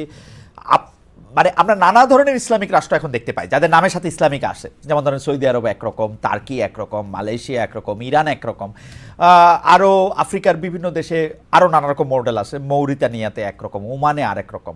তো আমরা আসলে কোনটা আমাদের জন্য নিব বা ফলো করব? ইন্দোনেশিয়া, মালয়েশিয়াও আবার আরেক রকম আছে। মানে আমরা খুবই সিনসিয়ারলি আমি বলবো যে বাংলাদেশে ইসলামিক কল্যাণ রাষ্ট্রের যে ধারণা আমরা কোরআন এবং হাদিস থেকে পাই, শতভাগ সেই স্ট্যান্ডার্ডে কোনো রাষ্ট্র এখন নেই। ওকে, কিছু আছে, হয়তো 12 আনা আছে, 8 আনা আছে, 50%, 60%, 70। তো আমরা চাচ্ছি যে একটা রাষ্ট্রের শতভাগ ক্ষেত্রে যদি কল্যাণের এই ধারণাটা সুপ্রতিষ্ঠিত হয়, তাহলে মানুষের মধ্যে কল্যাণটাও পূর্ণ হবে। এই জন্য কোনো রাষ্ট্র প্র্যাকটিক্যালি এখন আমাদের মডেল নয়। আমাদের মডেল হচ্ছে ইসলামের সেই ব্যবস্থাটাই মডেল। সেই মডেলের জন্য আমরা অপেক্ষা করছি, চেষ্টা করব। আমরা মানবীয় সমাজের ভুল ত্রুটি, লিমিটেশন, ক্যাপাসিটি কম বেশি থাকতেই পারে। আমরা ট্রাই করি, চেষ্টা করি। এই দেশ আমাদের প্রিয় জন্মভূমি, এখানে আমরা জন্মেছি, আমাদের সন্তানদেরকে আমরা রেখে যাব যেন একটা ক্ষুধা, দারিদ্র্যমুক্ত, ইনসাফ এবং বৈষম্যমুক্ত, সুবিচারপূর্ণ, সমৃদ্ধ, নিরাপদ বাংলাদেশ রেখে যেতে পারি। সেটা ইসলামের কল্যাণজনক আদর্শের মধ্যেই কিন্তু আছে। আমরা একদিনে পারবো না, আমার সন্তানরা পারবে। কিন্তু কোনো মডেলের কথা যদি আমরা না ভাবি, তাহলে যেটা হয় যে আমরা আসলে বাংলাদেশে ইসলামিক আদর্শের কথা বলে এমন অনেকগুলি রাজনৈতিক দল আছে। এছাড়াও রাজনীতির বাইরেও অনেক আলেম ওলামা, বুজুর্গ ব্যক্তিগণ আছেন যারা তাদের মতো করে ইসলামে কোনটা ইসলামিক কল্যাণ রাষ্ট্র তার একটা মডেল বা একটা সামনে দেন, এবং তারা আবার অনেক সময় পরস্পর বিরোধীও একটা অবস্থান নেন, সাংঘাতিকভাবে কাফির বলেন, অমুসলিমদের থেকে খারাপ বলেন, মানে অনেক কিছু বলেন। এইটার মধ্যে থেকে কিভাবে মানে একটা সমন্বয় সাধন করা সম্ভব? বিশেষ করে জামাত ইসলামীকে আমরা জাস্ট আমাকে একটা সেকেন্ড একটু বলতে দেন। আমরা দেখেছি যে হেফাজতে ইসলামীর ওই ঘটনার পরে আমরা এটা দেখেছি যে হেফাজতে ইসলামীর উপর সেই রকম নিপীড়ন নির্যাতন চালানোর পরেও যে হেফাজতে ইসলামী, ওই সময়কার হেফাজতে ইসলামী শেখ হাসিনার কথা শুনে তাকে কওমি জননী উপহার দিয়ে তার থেকে জমি নিয়ে, এটা একটা বড় কারণ ছিল হেফাজতে ইসলামীর সেই সময়ের নেতৃবৃন্দ জামাতে ইসলামীকে অপছন্দ করতেন, সেই কার্ডটা সে সময় খেলা হয়েছে। তো এই কার্ড খেলার মধ্যে থাকলে তো আমরা আসলে ইসলামিক রাষ্ট্রের মধ্যে থেকে কেমনে যেতে পারবো, মানে বা ইসলামিক কল্যাণ রাষ্ট্র ঠিকই কেমনে বলেছেন। এটা এটা এটা একটা দুঃখজনক। আমি বলবো যে ইসলামিক কল্যাণ রাষ্ট্রের পথে আমাদের যাদের অভিযাত্রা, এ পথে এগিয়ে যাওয়ার পথে এটা একটা নিশ্চয়ই অন্তরায়। তবে ওই যে কিছু মতপার্থক্যের কথা আপনি বলেছেন, শরীয়তের বা ইসলামী বিধানের বা কোরআন সুন্নাহর মৌলিক যে ব্যাপারগুলো, সেখানে কিন্তু এত বেশি মতপার্থক্য নেই। ফিকহি কিছু ব্যাপারে, গবেষণাগত কিছু বিষয়ে যেগুলোর উপর অ্যানালাইসিস চলে, গবেষণার ভিত্তিতে ভিন্ন ভিন্ন কিছু মত হতে পারে, যেটা ইসলামের ফরজিয়ত সরাসরি আল্লাহ তাআলার কোরআন এবং সুন্নাহ দ্বারা, রসুলের সুন্নাহ দ্বারা প্রমাণিত, এর সরাসরি উল্টে চলে যায়। এইসব ব্যাপারে কিন্তু বেশি মতপার্থক্য সমাজে নেই। কিছু গবেষণাগত দিক থেকে, ইস্তেহাদি দিক থেকে, ফিকহি ব্যাপারে কিছু কিছু ইখতিলাফ বা মতপার্থক্য আছে। এটা কমিয়ে আনবার জন্য চেষ্টা করা হচ্ছে। খোলাফায়ে রাশিদিনের পর সব যুগেই কম বেশি কিছু কিছু মতপার্থক্য কিন্তু ছিল। রাইট। একেবারে সবটাই সবটাই যে একেবারে এক হয়ে যাবে না, যাবে এমনটা নাও হতে পারে। তবে উম্মার চেষ্টা করা উচিত যতটা মতপার্থক্য কমিয়ে এনে দুনিয়ার এই সংক্ষিপ্ত জীবনে আমরা আল্লাহ তাআলার বিধানটার আনুগত্য করতে পারি। That will be better. এই চেষ্টাই আমরা করে যাচ্ছি খালিদ ভাই। অধ্যাপক মিয়া গোলাম পরোয়ার, আমাদের দর্শকরা একটি প্রশ্ন করছেন, যে কারণে হচ্ছে যে এই প্রশ্নগুলির মধ্যে থেকে উত্থাপিত প্রশ্ন, যে অনেকে বলছেন যে অনেকে মনে করেন যে নারীদেরকে কর্মক্ষেত্রে বা শিক্ষাক্ষেত্রে সীমিত করার একটা বাণী আমরা শুনতে পাই, বিশেষ করে ওয়াজে আলেম ওলামারা এটি বলে থাকেন, করে থাকেন, দল হিসাবেও অনেক সময় আমরা এই ঘোষণা দেখি। এইটার ব্যাপারে আসলে জামাতে ইসলামীর অবস্থাটা কি, এক? আর দুই হচ্ছে যে নারী নেতৃত্বের ব্যাপারে, রাষ্ট্রের পরিচালনার নেতৃত্বের ব্যাপারে আপত্তি থাকলেও এই ক্ষেত্রে আপনাদের আপত্তি বা উৎসাহ আছে কিনা। দুই হচ্ছে, আরেকজন দর্শক আপনাকে প্রশ্ন করেছেন যে আপনি 2018 সালের নির্বাচনে ধানের শীষ নিয়ে নির্বাচন করেছিলেন কিনা, এবং যদি ধানের শীষ নিয়ে নির্বাচন করে থাকেন প্র্যাকটিক্যালি তখন আপনি তাহলে বেগম জিয়ার বা অনুসারী হিসাবে নিজেকে দেখতে হয়েছিল কিনা। দুটি ব্যাপারে ধন্যবাদ আপনাকে। ধন্যবাদ আপনাকে। শেষ প্রশ্নটার উত্তরটা আমি আগে দিই। আমরা ওই সময় জামাত ইসলামের নিবন্ধন ছিল না 2018-তে, তখন জোটবদ্ধভাবেই, তখন আমাদের 20 দলীয় জোট ছিল। সেই জোটেরই সিদ্ধান্ত হয়েছিল যে আমরা জোটের প্রার্থীরা, ধানের শীষটা জোটের প্রার্থীরা জোটের প্রতীক হিসেবেই তারা নির্বাচন করতে পারবে। ওকে। তো তখন সেই সিদ্ধান্তের ভিত্তিতেই জামাত নীতি নির্ধারণী ফোরামে আমাদের সিদ্ধান্ত হয়েছিল আমরা সেই নির্বাচনটা জোটের প্রার্থী হিসেবেই একটা প্রতীক আমরা নিয়ে ইলেকশন করেছি। তখন আমাদের নিবন্ধন ছিল না। আরেকটা কথা যেটা বলেছেন যে নারী নেতৃত্বের ব্যাপারে ওয়াজ মাহফিলে বা বিভিন্ন জায়গায় এমন এমন বেশি এক্সাজারেশন করা হয়, অধ্যাপক পরোয়ার, আপনি অনুমতি দিলে আমরা অনুষ্ঠানটা একটু 10 মিনিট এক্সটেন্ড করতাম, কারণ আমাদের অনুষ্ঠানের সময় প্রায় শেষ হয়ে গেছে। আর 10টা মিনিট যদি আপনি আমাদের সঙ্গে থাকতেন, বা 5 মিনিট। না, অসুবিধা নেই। জি, কিছু কথা শেষ হওয়া দরকার। ধন্যবাদ।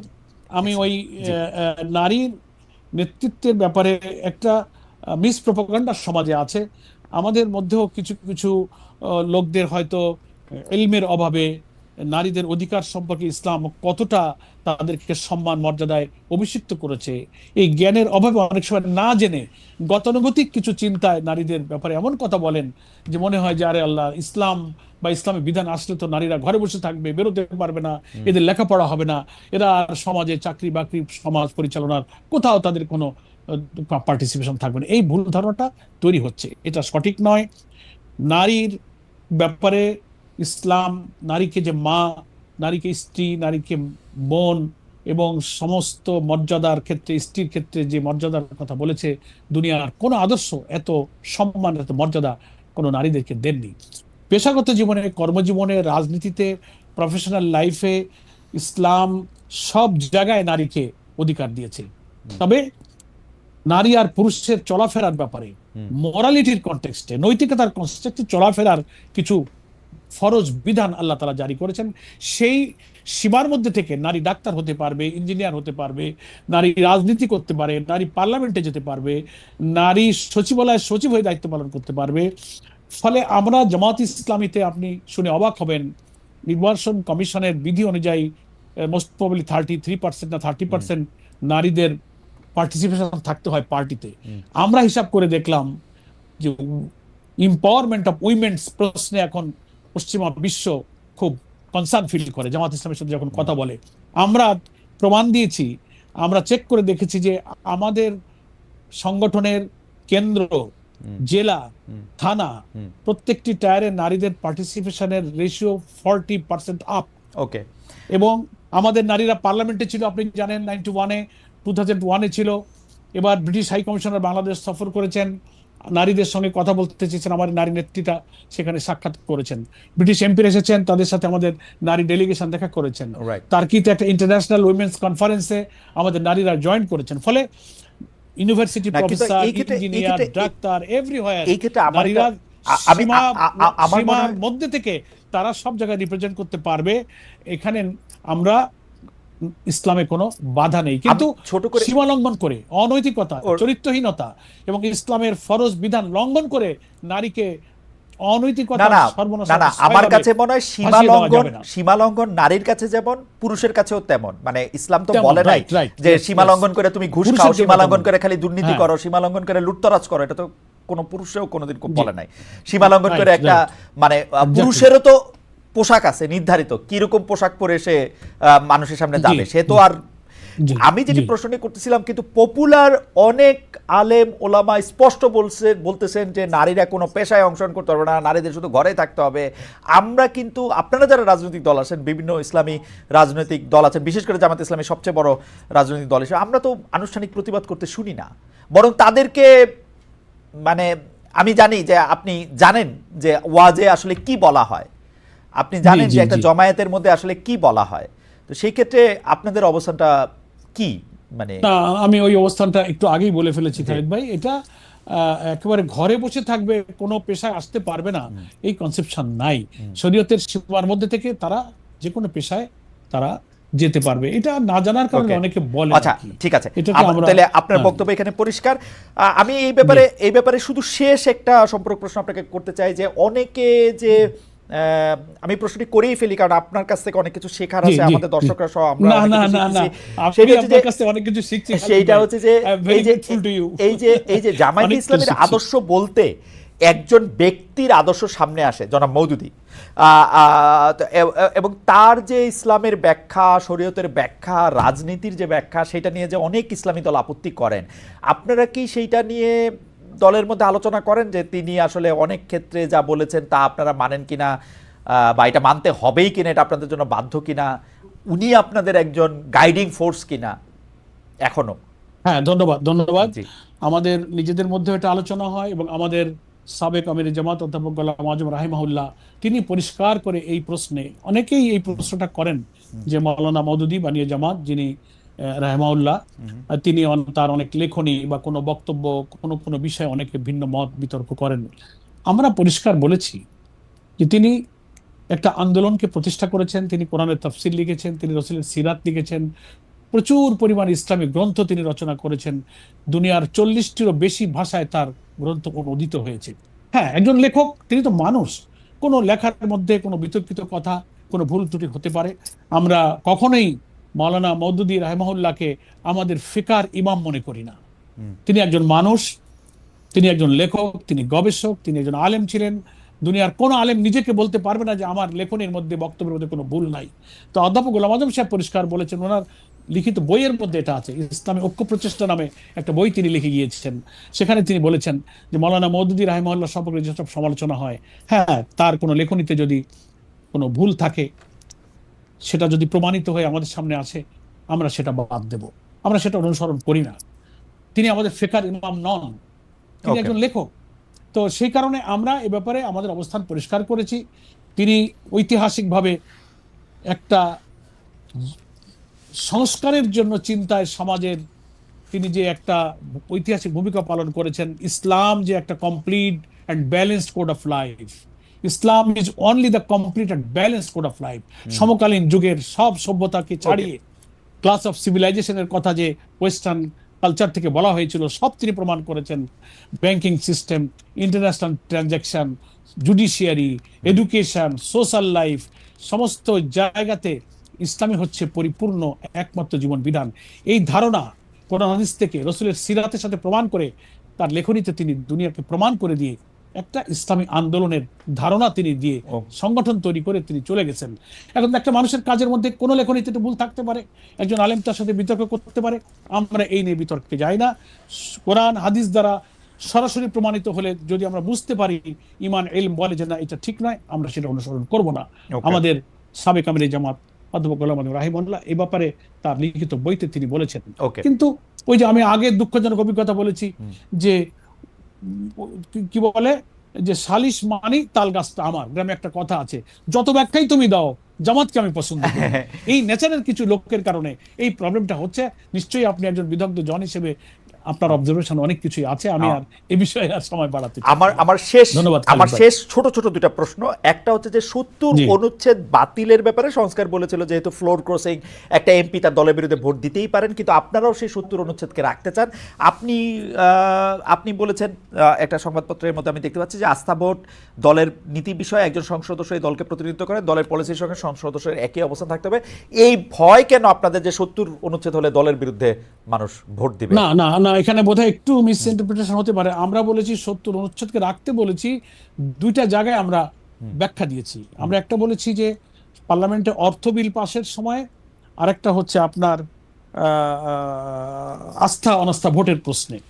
এই জায়গাটাতে তিনি যদি পার্টি ডিসিপ্লিন, পার্টির সিদ্ধান্ত, পার্টির নীতির মধ্যে না থাকেন, তাহলে তো একটা দলের আপনি তো একজন পার্লামেন্টারিয়ান, আমাদের যেহেতু সময় কম, আমি একটু আপনাদের যেহেতু সময় কম, মানে অর্থ বিল ছাড়া তো আর কোনো বিলই নাই পার্লামেন্টে পাশ করার মতো।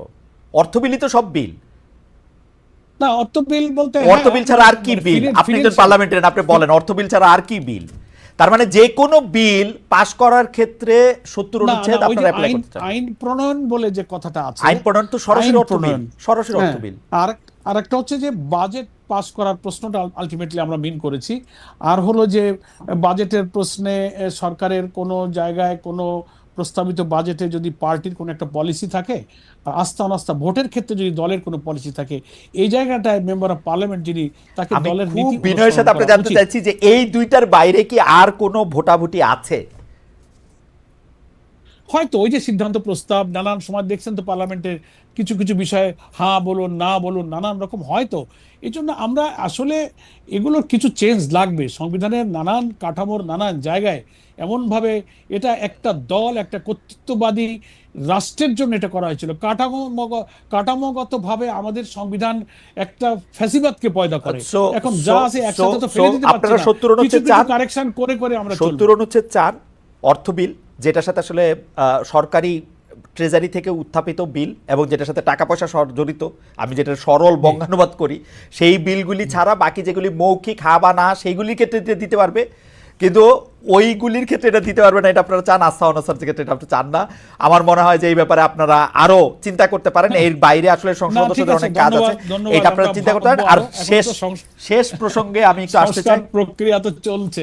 জি, শেষ প্রসঙ্গে আমি আসতে চাই, সেটা হচ্ছে যে এনসিপির পক্ষ থেকে, জাতীয় নাগরিক পার্টির আহ্বায়ক বলেছেন যে প্রশাসন বিএনপির পক্ষে এদের অধীনে নির্বাচন করা সম্ভব নয়।